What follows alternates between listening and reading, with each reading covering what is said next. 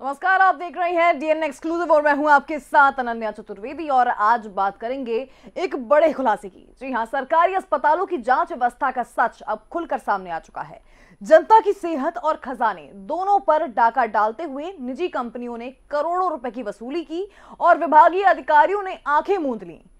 NABL certificate का झांसा देकर जांच दरें बढ़ाई गई, विवादित टेंडर प्रक्रिया अपनाई गई और ब्लैक लिस्टेड कंपनियों को जिम्मेदारी सौंपी गई। सवाल यह है कि आखिर मरीजों के नाम पर खेला गया ये खेल किसकी मिलीभगत से चला, और सबसे अहम, जनता की गाढ़ी कमाई से हुआ ये बड़ा घोटाला अब किसकी जवाबदेही तय करेगा। दिखाते हैं आपको एक खास रिपोर्ट।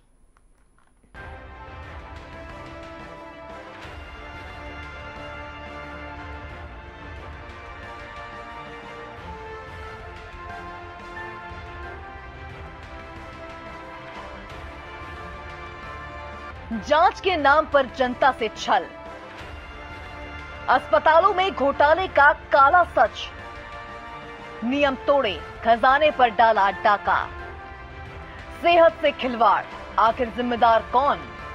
प्रदेश के सरकारी अस्पतालों की जांच व्यवस्था पर बड़ा खुलासा हुआ है। निजी कंपनियों साइंस हाउस और पीओसीटी सर्विसेज ने पिछले 5 सालों में मेडिकल जांचों के नाम पर लगभग 300 करोड़ रुपए की अतिरिक्त वसूली कर ली।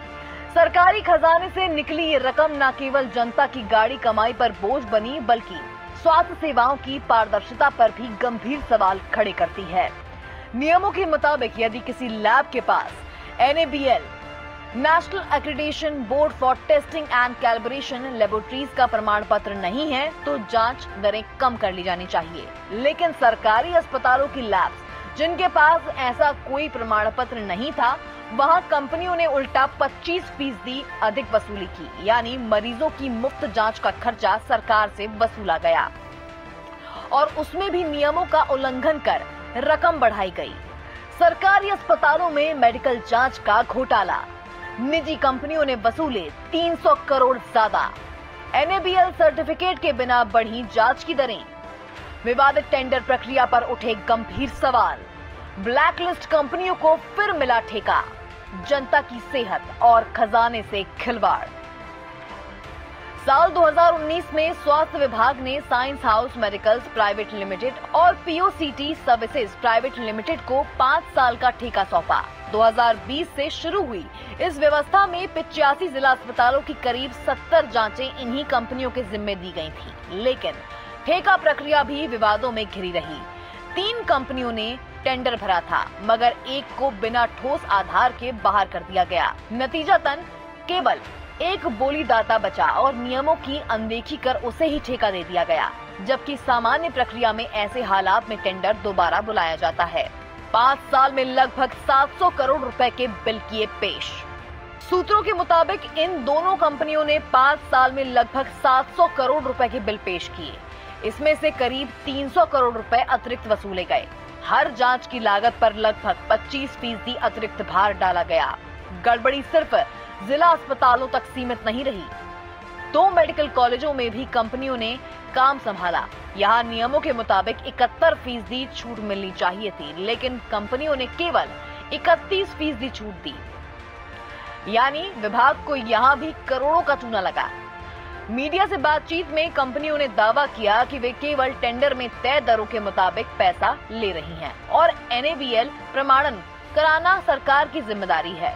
वहीं स्वास्थ्य विभाग ने सफाई दी कि अब नियमों में बदलाव कर बिलिंग कम कर दी गई है, लेकिन पुराने बिलों की जांच अभी तक नहीं हुई। साइंस हाउस और पीओसीटी की साख पहले से विवादित रही है। साइंस हाउस के प्रमोटर भ्रष्टाचार के मामलों में जेल जा चुके हैं, जबकि पीओसीटी को कई राज्यों में ब्लैकलिस्ट किया गया है। इसके बावजूद इन्हें प्रदेश में संवेदनशील जिम्मेदारियां सौंपना विभागीय मिलीभगत की ओर इशारा करता है। विशेषज्ञों का मानना है कि इस तरह का घोटाला बिना विभागीय अधिकारियों की मदद से संभव नहीं हो सकता था। हैरानी की बात तो ये है कि हाल ही में इन कंपनियों के ठेके को बिना आपत्ति के बढ़ा भी दिया गया। ये तब है जब देश भर में इसी तरह की सेवाएं बेहद कम दरों पर उपलब्ध हैं। ऐसे में कई सवाल खड़े होते हैं जो सोचने को मजबूर करते हैं। जब कंपनियों के पास एनएबीएल सर्टिफिकेट नहीं था तो उनकी दरें क्यों मंजूर की गईं? ब्लैक लिस्टेड कंपनियों को ठेका देने के लिए जिम्मेदार कौन? विभागीय अधिकारी शिकायतों पर कार्रवाई क्यों टालते रहे? क्या इस घोटाले की जांच के लिए स्वतंत्र समिति का गठन होगा या मामला दबा दिया जाएगा? जनता की सेहत और खजाने से खिलवाड़ करने वालों को कब मिलेगी सजा? सरकारी अस्पतालों में मरीजों की जांचें मुफ्त होती हैं, लेकिन इनका खर्च राज्य सरकार उठाती है, यानी इस पूरे खेल का सीधा बोझ जनता के टैक्स के पैसों पर पड़ता है। नतीजा ये हुआ कि न केवल आर्थिक नुकसान हुआ, बल्कि स्वास्थ्य सेवाओं की गुणवत्ता भी संदिग्ध हो गई। सरकारी अस्पतालों की जांच व्यवस्था पर अब गंभीर सवाल खड़े हो गए हैं। निजी कंपनियों को फायदा पहुंचाने के लिए न केवल नियमों को ताक पर रखा गया, बल्कि प्रदेश की जनता की गाढ़ी कमाई से सीधा खिलवाड़ किया गया। ये मामला केवल भ्रष्टाचार का नहीं, बल्कि जनता की सेहत और विश्वास से खिलवाड़ का है। स्वास्थ्य जैसी संवेदनशील व्यवस्था में यदि घोटाले होंगे तो इसका खामियाजा मरीजों को उठाना पड़ेगा। सरकार और विभाग की जवाबदेही तय करना अब जरूरी है। Desk report, DNN।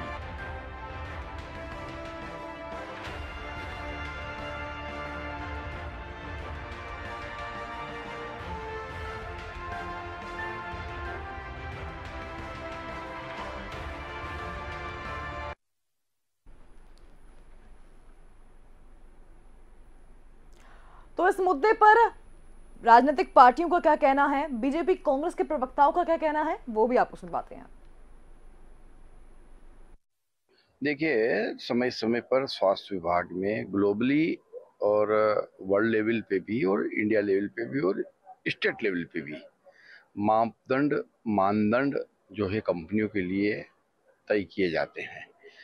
कंपनियां काम कर रही है, अब काम करती हुई कंपनियों के बहुत सारे मानदंड पे अगर वो खरे नहीं उतर रही तो ये डॉक्टर मोहन यादव की सरकार है। इस प्रकार की कंपनियों को ब्लैक लिस्टेड भी किया जाएगा, बाहर भी किया जाएगा। अगर उन्होंने पैसा ले लिया है तो वो वसूल भी किया जाएगा, और अगर किसी प्रकार से भी कोई अनियमितता पाई जाएगी तो उस पर कार्रवाई करने का काम भी हमारी सरकार ही कर रही है।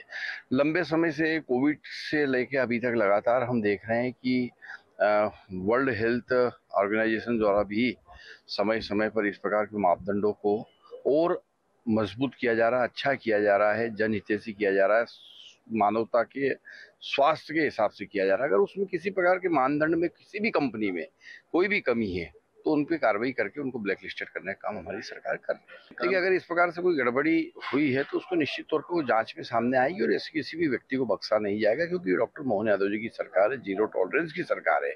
हमारी सरकार हर जो है इस प्रकार की गतिविधि करने वाले को ढूंढ के लाकर उसको सजा देने का काम करेगी। वो कोई भी हो, कितना भी मजबूत हो, कितना भी जो है शातिर हो आपराधिक कृत्य करने में, पर हमारी सरकार बख्शेगी नहीं इसको। देखिए, जिस प्रकार से मध्य प्रदेश में आम जनता के पैसों की लूट मची हुई है, सरकारी खजाने को पलीता लगाने के लिए जिस प्रकार से भारतीय जनता पार्टी की सरकार काम कर रही है, वो दिखा रहा है कि ये साइंस हाउस और पीओ सिटी जैसी कंपनियां जो सरकारी अस्पतालों में आने वाले मरीजों की जांच करती है, वो एक तो महंगी जांचें कर रहे हैं, 25% तक ज़्यादा पैसा आम जनता से ले रहे हैं, और बदले में सरकार इनको जो भुगतान कर रही है वो आम जनता के खजाने से कर रही है। तो ये कमीशन के लिए कमीशन के द्वारा सरकार के नारे को चरितार्थ करते हुए ऐसी ब्लैक लिस्टेड कंपनियों को जो है आगे बढ़ाया जा रहा है। इसकी स्पष्ट तौर पर जांच होनी चाहिए और जो दोषी अधिकारी हैं उन पर कार्रवाई होनी चाहिए।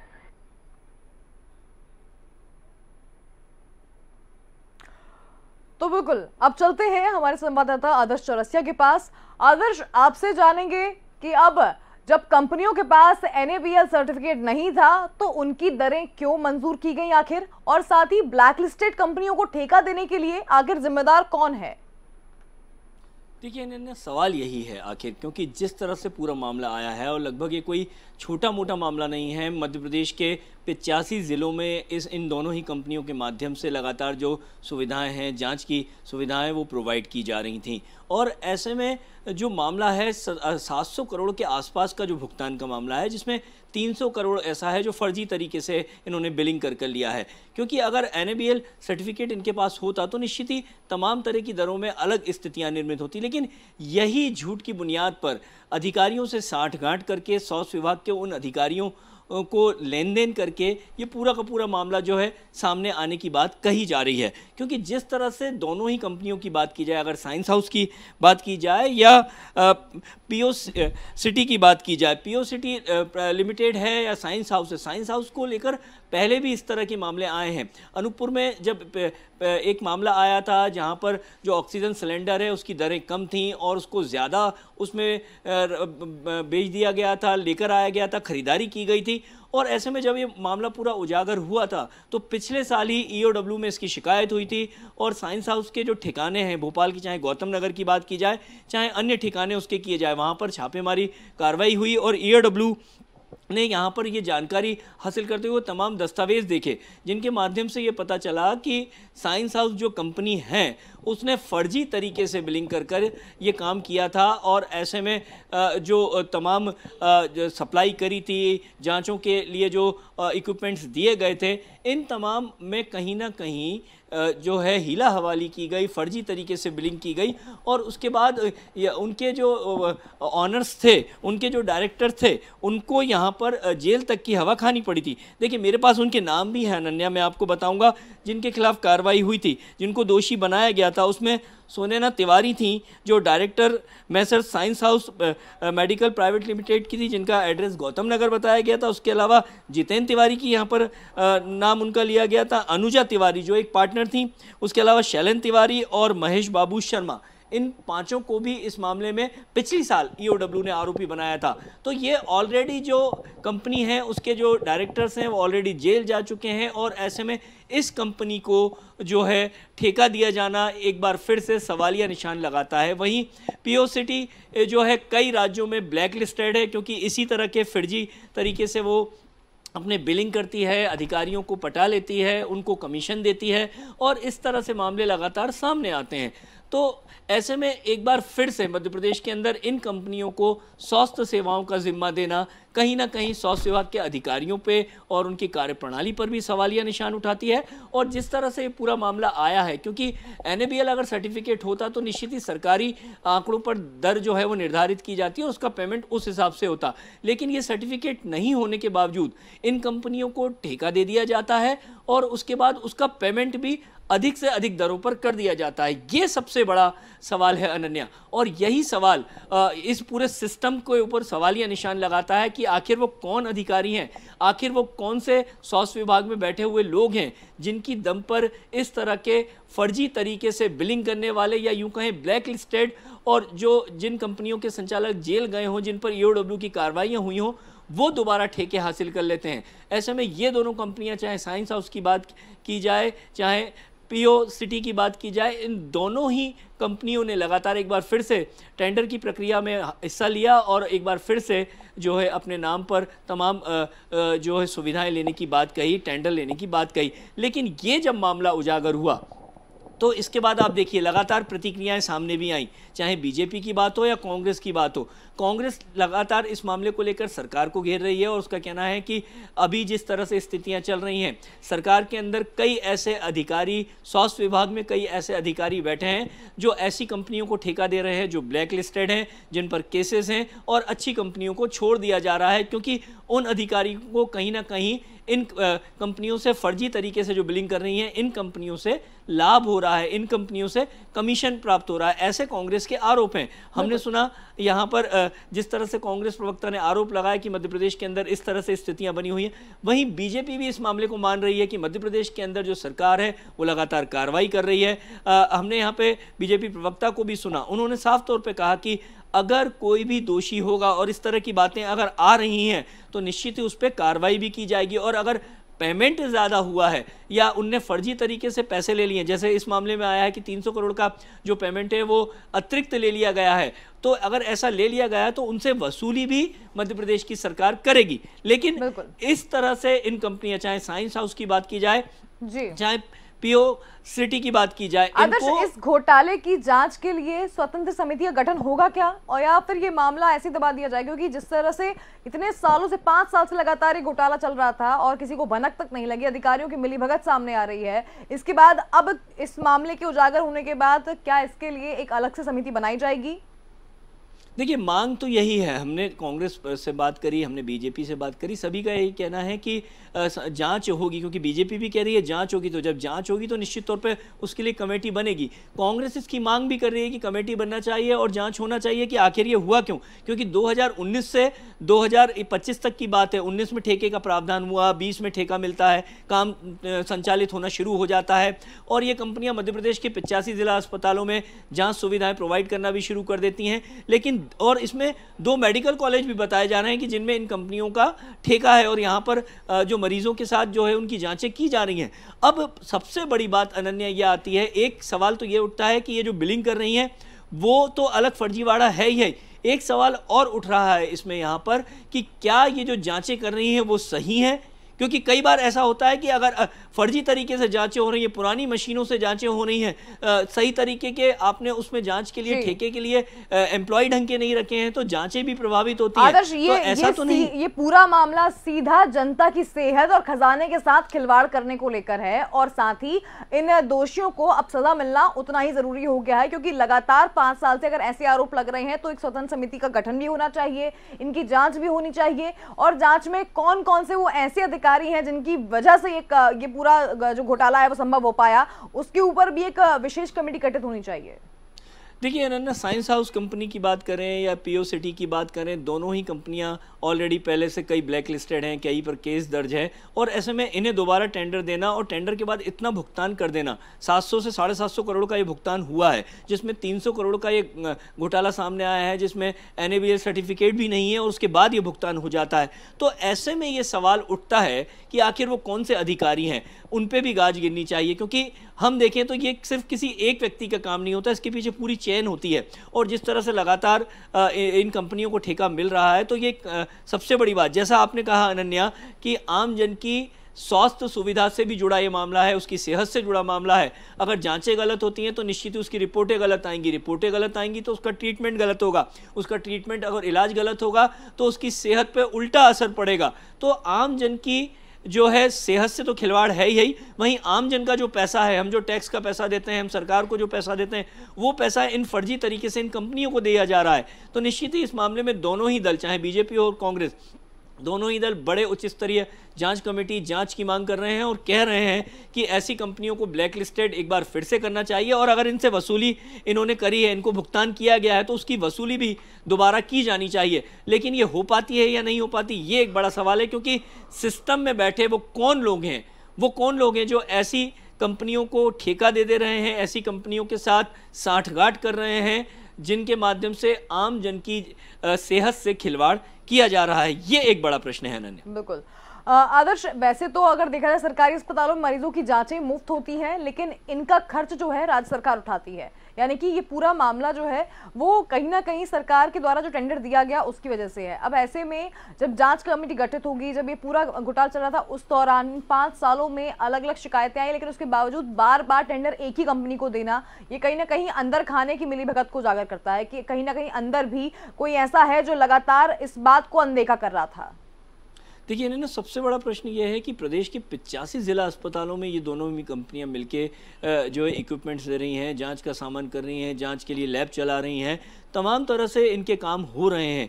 ये वो कंपनियां हैं जो कोविड के समय से लेके अभी तक लगातार काम कर रही हैं। कोविड के समय आपने और हमने देखा कि किस तरह से आम जन की जान की स्थिति कितनी भयावह बनी हुई थी। ऐसे में इन कंपनियों ने, दोनों ही कंपनियों में, चाहे साइंस हाउस हो चाहे पीओ सिटी हो, दोनों ही कंपनियों ने इसका फ़ायदा उठाया और अधिकारियों से, स्वास्थ्य विभाग के अधिकारियों से साठगांठ की और लगातार इस तरह से फर्जी तरीके से जो है कंपनी ने अपना उसमें घुसपैठ करी, स्वास्थ्य विभाग में सप्लाई करी और जो बिल है वो ज़्यादा से ज़्यादा बनाए गए। सबसे बड़ी बात यह है कि ये पैसा जो है ये आम जन का पैसा है, आम जन के टैक्सेस का पैसा है और ऐसे में फर्जी तरीके को छोटा मोटा मामला नहीं है ये मामला लगभग 300 करोड़ के आसपास का मामला है और इतने बड़े पैमाने पर जब फर्जी तरीके की बिलिंग होती है और तमाम चीज़ें सामने जब आ भी रही हैं, कागजात भी सामने आ रहे हैं, तो ऐसे में वो कौन अधिकारी हैं, यही बड़ा प्रश्न है। और वो अधिकारी कैसे बचे हुए हैं, उनको बचा कौन रहा है, उनको संरक्षण कौन दे रहा है, ये एक बड़ा सवाल है। और ऐसे में लाजमी है कि आने वाले दिनों में अगर जांच कमेटी बनती है तो निश्चित ही परत दर परत खुलती जाएंगी मांग कांग्रेस यही कर रही है कि जांच होनी चाहिए, जांच कमेटी होनी चाहिए। बीजेपी भी यही कह रही है कि अगर जांच होती है तो निश्चित ही जो वसूली है वो भी की जाएगी। लेकिन क्या ये सिर्फ बयानों तक रहेगी या आने वाले समय में ये हो भी पाएगा, ये एक बड़ा सवाल है। क्योंकि जिस तरह से इन दोनों कंपनियों ने काम किया है, इनकी सांठगांठ लगातार ऊपर तक है और ऐसे में इन्हें संरक्षण कौन दे रहा है, ये भी एक बड़ा प्रश्न है। बिल्कुल, बहुत धन्यवाद आदर्श आपका हमारे साथ जुड़ने के लिए और तमाम जानकारी के लिए। तो बता दें आपको कि सरकारी खजाने के साथ खिलवाड़ तो वहीं जनता की सेहत के साथ मजाक। इस पूरे घोटाले को लेकर लगातार कई सारी बातें सामने आ रही हैं और बता दें आपको कि इस पूरे घोटाले के साथ साथ कई बड़े सवाल उठते हैं जो सोचने को मजबूर करते हैं कि जब कंपनियों के पास NABL सर्टिफिकेट नहीं था तो उनकी दरें क्यों मंजूर की गई। वहीं ब्लैकलिस्टेड कंपनियों को ठेका देने के लिए आखिर जिम्मेदार कौन है, विभागीय अधिकारी शिकायतों पर कार्रवाई को क्यों टालते रहे, क्या इस घोटाले की जांच के लिए स्वतंत्र समिति का गठन होगा या फिर ये मामला ऐसा ही दब जाएगा। जनता की सेहत और खजाने के खिलवाड़ करने वालों को आखिर कब सजा मिलेगी, ये तमाम सवाल इस पूरे मुद्दे में उठते हैं। अब देखना यह है कि आगे क्या कार्रवाई की जाती है। फिलहाल DNN एक्सक्लूसिव में इतना ही। आप देखते रहिए DNN न्यूज। नमस्कार।